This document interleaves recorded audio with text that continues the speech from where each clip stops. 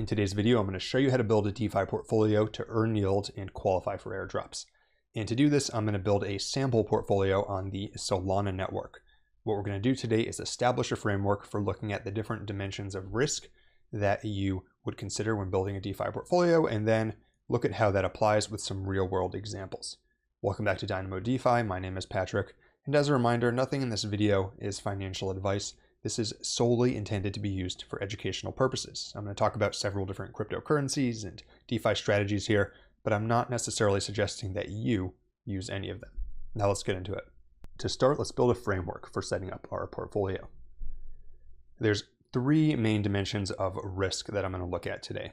The first is the token risk.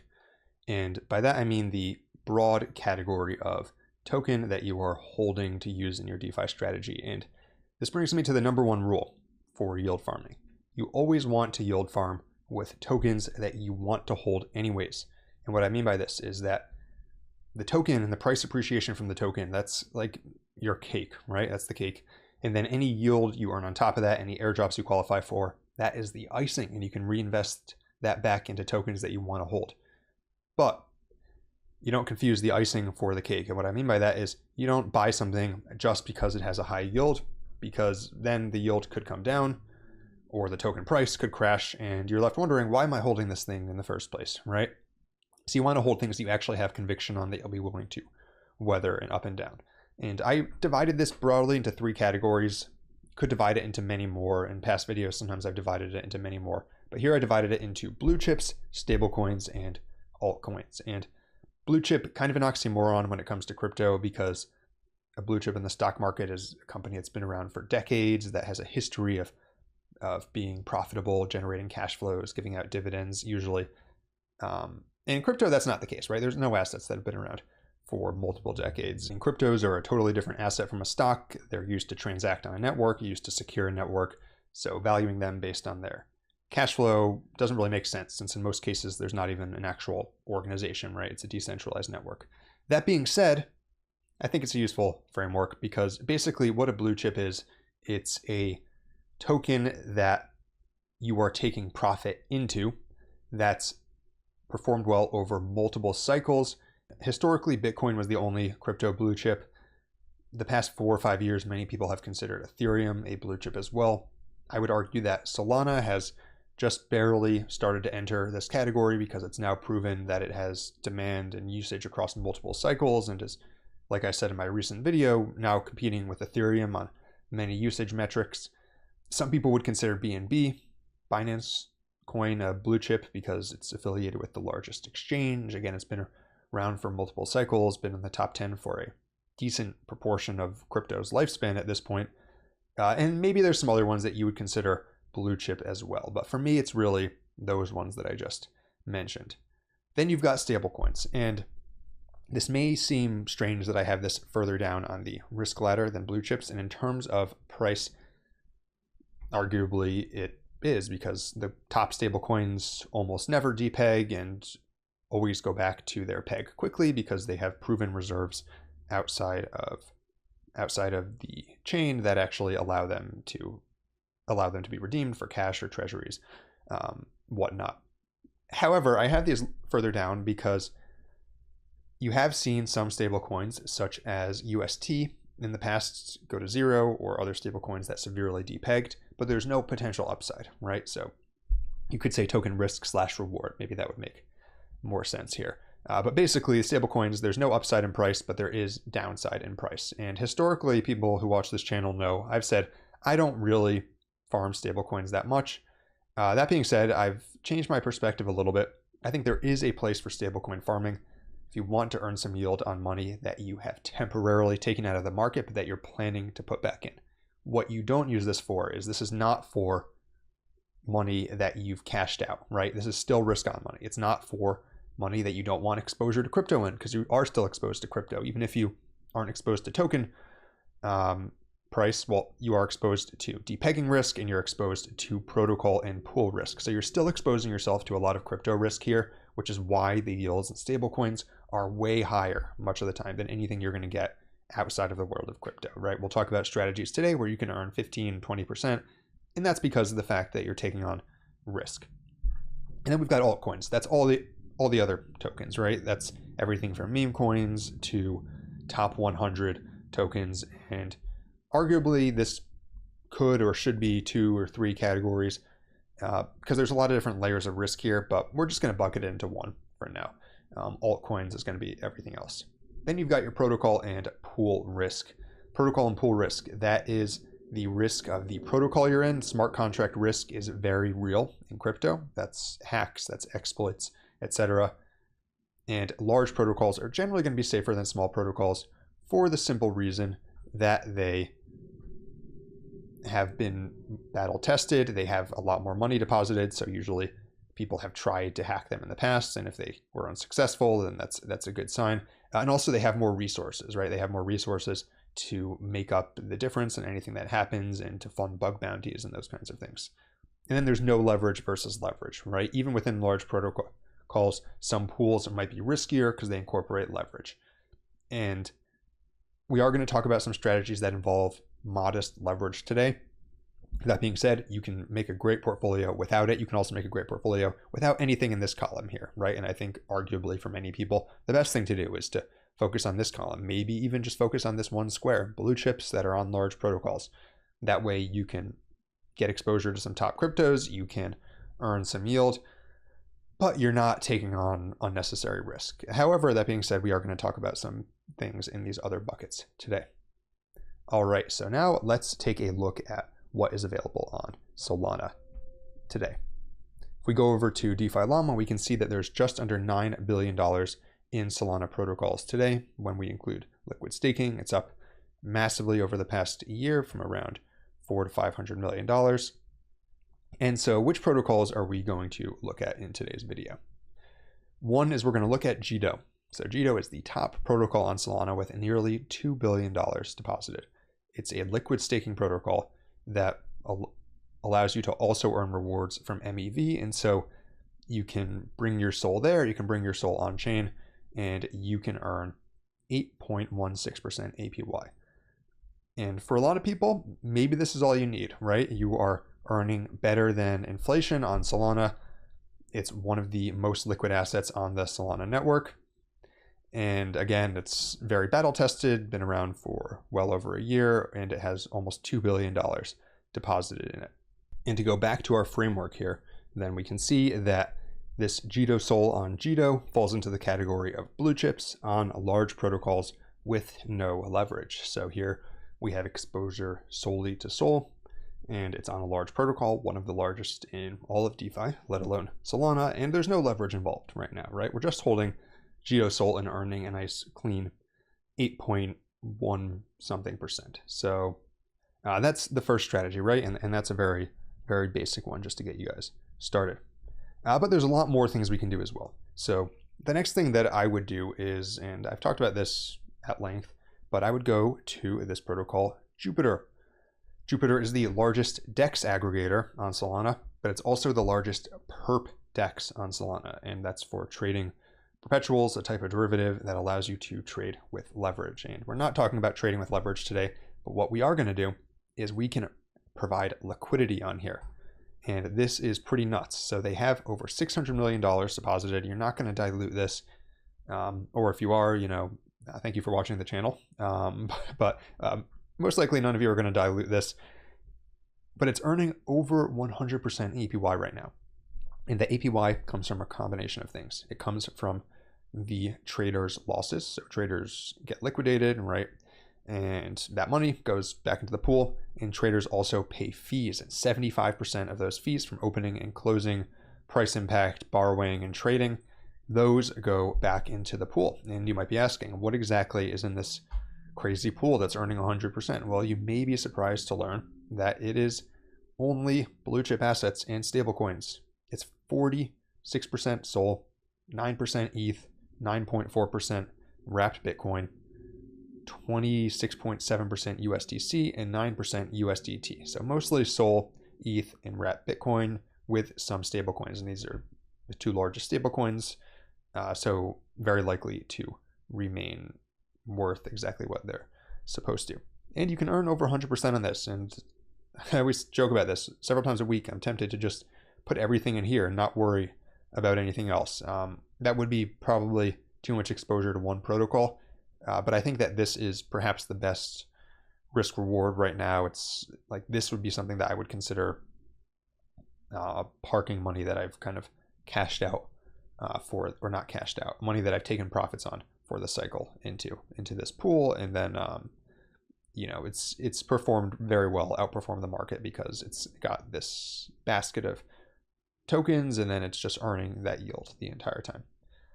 So that would be JLP. And to go back to our framework now, where would this fall? This would also fall in that first category. Yes, it includes some stablecoins as well. I'm going to put strategies that involve both, say, Sol and a stablecoin. I'm going to put them in this top bucket. You know, they could straddle. It's just a framework, guys. But in this case, there's no leverage involved. It's on a large protocol, $600 million, pretty big. And it involves Sol, ETH, Bitcoin with some stables thrown in there. So pretty good. In this alone, right? You know, if you're someone who's not that, if you want some exposure to crypto without going too in the weeds in DeFi, you could just do these two things on Solana and you'd be in pretty good shape.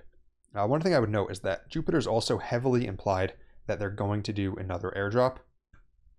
I think there's a good chance that people who provide liquidity to this get some of that airdrop. I don't have any inside information, but I just a guess, right? Probably the first one was all for people using their spot DEX. I think there's a good chance that this one is for people who are providing liquidity. All right, so what is next? Well, next on strategies, we're gonna start to move down the risk curve a little, and I'm gonna go to Kamino. And Kamino is the largest borrowing and lending platform on Solana, but they also have a lot of interesting things. For example, yield farming with leverage, as well as some liquidity pools. It's also kind of like a liquidity pool yield aggregator. All right, so let's look at some pools on Kamino here. And one opportunity that I think is really solid right now on Kamino is that PayPal, so yes, that PayPal, the payment processor, they have their own stablecoin now, PiUSD, and they are really trying to grow that stablecoin, especially on Solana. So they're providing incentives right now for people who are providing liquidity for PiUSD and people who are lending out PiUSD. And that's not going to last forever. But in the meantime, the incentives are there for the taking. And just to give you an example of what that looks like, if you lend out PiUSD right now, you can earn 17.77%. And although stablecoins carry some risk, my expectation is that PayPal, being a massive company, PiUSD is, although it's growing, still a very small piece of their balance sheet. I think it's very likely that they do everything they need to ensure that it stays solvent, right? PayPal has to protect their reputation. They have to protect themselves legally. And I have every reason to think that they probably have this fully backed up by liquid assets. So PiUSD, you can lend it out and earn that, or you can provide liquidity on it and perhaps earn something that's even better. So let's take a look at what we have right now. I'll filter to PiUSD. We can see that PiUSD USDC, it's a little bit worse than just lending it out, 16.11%, but PiUSD USDT is a whopping 20.65%. And here we can see if we want to go down the risk curve even more, then we have USDE and SUSDE. USDE is Athena's stablecoin. Athena is one of the largest protocols in crypto at this point. They use this novel derivatives-based strategy for backing the stablecoin. Won't go into it in full detail today, but it's grown tremendously this year. It's one of the largest stablecoins at this point. I will note that I consider this to be much more risky than PiUSD or USDT. So you can make that assessment for yourself, whether you are willing to take that risk for a few extra points of yield. But if you are, then you can see here that there's additional yield, 26.62% and 33.96%. Additionally, if you want to minimize your price risk a bit, but you want to increase your yield, then you can see that the APY right now on PiUSD in various forms of staked SOL is nothing short of incredible. On PiUSD Jito SOL right now, for example, you can earn over 99%, just over 99%, in fact. And that's because there's incentives from Jito, there's incentives from PayPal, and then there's just yield on people trading these tokens. So I think that's also a potentially very solid pool for some of you who want to earn some yield just with exposure to Sol and PayPal USD. By the way, one other thing I've mentioned before, but to lay it out explicitly, these strategies, this portfolio, this is only for Solana today, and this only makes sense if you want exposure to Sol in your portfolio. If you don't like Sol, if you say, it's not your thing, you'd rather just hold Ethereum, great. Maybe we'll do a video just about Ethereum, but this portfolio is Sol, or you can apply these strategies to an Ethereum portfolio as well. All right, so that being said, where do these strategies fit? Well, PyUSD, Jito, Sol. Although we're moving down the risk curve a little, I would still put this in this top category, right? Kamino is over $1 billion protocol, blue chip assets, and then stablecoins. We've got PyUSD, USDT. This one's a little riskier, but still a stablecoin, still in a large protocol, still in this bucket, right? You can imagine there's going to be degrees within each of these categories. All right, so let's see what else we can find now. To start, Kamino has some pretty great yields. Let's see if there's any altcoins on Kamino that we would be interested in. All right, so going back over to Kamino, I'm going to remove my filter and let's see what else we have here.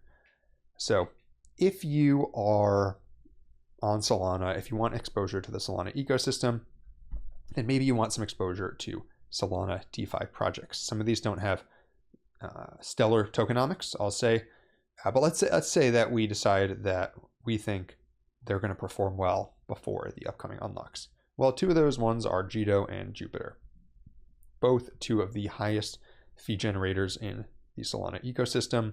Jito, in fact, is one of the highest fee generators in all of crypto. So maybe we want some exposure to them. Jito Sol. There's incentives from Jito, and you can earn nearly 50% APY by providing liquidity for that on Kamino. Jupiter Sol. Now this is really interesting because it's Jupiter and Solana, so you're getting exposure to the actual token, not JLP, but the actual token on here. And you're also getting exposure to Sol, but also this pool is on Meteor.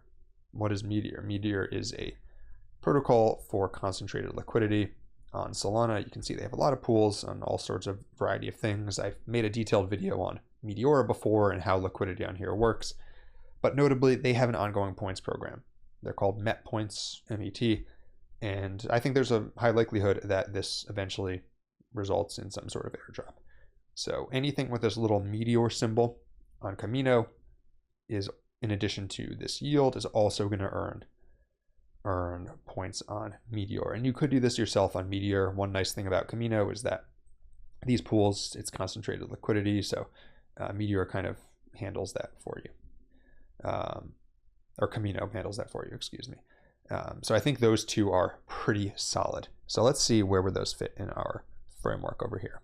Well, all right, Jupiter and Jito, those are both altcoins, still on a large protocol, still no leverage involved. So those ones are going to go down in this bucket right here. All right, and so next up, what do we want? We want maybe to move down the risk curve a little bit. So one thing we might consider is there's this multiply thing here. And what is this? This is throwing in some leverage. So what some of these strategies are doing, for example, this Jito Sol strategy that's earning 16%. What this is doing is you're depositing Jito Sol, it's borrowing Sol, it's staking that Sol as Jito Sol, redepositing it, borrowing more, and it's doing that, looping that several times so that you can earn 16% APY. JLP, doing something similar. But you take on a lot more risk because the token you're borrowing is not necessarily the token. Well, it's not the token that you're holding assets in because you're spreading in between all these assets. So what you can do here is you can see here there's a simulation and you can do up to 3.2x leverage. Let's say I was doing 1. I don't actually have that. Well, my wallet's not connected right now, so it's going to show as not having it. But basically, the maximum you can get here is 284% APY. I don't give advice on this channel. Personally, I would not go to the maximum one because that basically means you're taking maximum leverage. But you can see how the APY is substantial. And this is going to fluctuate based on the fees on Jupiter, so don't expect it to necessarily be exactly the same when you check it. That being said, If you want to take on a little bit more risk, you could do so here. I would just exercise all caution. And like I mentioned before, this is for people who really understand what they're doing, that you've got a strong thesis about the market and you're willing to weather some extra volatility, because leverage equals more volatility on the upside, but also on the downside. All right, so let's go back here, and now it's not a small protocol, right? It's a large protocol, but it's got leverage, so it's going in this column over here, but it's still blue chips. It's still JLP. And there's some other strategies here too, but I'm focused on JLP. All right, and so then finally, let's say we really want to go down the risk curve. Well, maybe we want to go something to like NX Finance. So what is NX Finance? They call themselves the yield layer for Solana. This protocol is much smaller. Just wanted to throw in something like this. This one's all the way down here with about $12 million of deposits. So this is going to inherently be riskier, but because it's riskier, it gives you some more opportunities that you don't get elsewhere. So here, for example, you can deposit JLP and you can borrow up to 5x. So you can see here, you can earn a high APY on JLP, or you can leverage JLPs as a lending pool. You can like lend funds to people who are doing that strategy, and you can earn higher yields on USDC, USDT, and SOL. Note also they have an airdrop section that you can follow these tasks to start your journey. I think NX Finance is one that, if it takes off as a yield aggregator, might be an interesting airdrop to try to qualify for. All right, so where would this go in our framework, right? We talked about now a smaller protocol. This is, of course, going to go in the same bucket here. Blue chip assets, JLP, but it's a much smaller protocol and it involves leverage. So this one's going to be significantly riskier. If you want to learn more potential airdrop and DeFi strategies on Solana, I created this detailed checklist on my Substack, totally free. And this includes a lot of other potential airdrops on Solana as well, such as Sol Layer. I've covered many of these in the past. RainFi is another one. And it shows you exactly what you need to do to set yourself up for these. I'll link this down in the description for those of you that are interested. Also note that this Substack in general, I send out a DeFi or airdrop strategy every single week, as well as other useful readings, on-chain analysis, and tips to help you with your crypto. For more videos like this, be sure to like and subscribe. And until next time, this is Dynamo DeFi.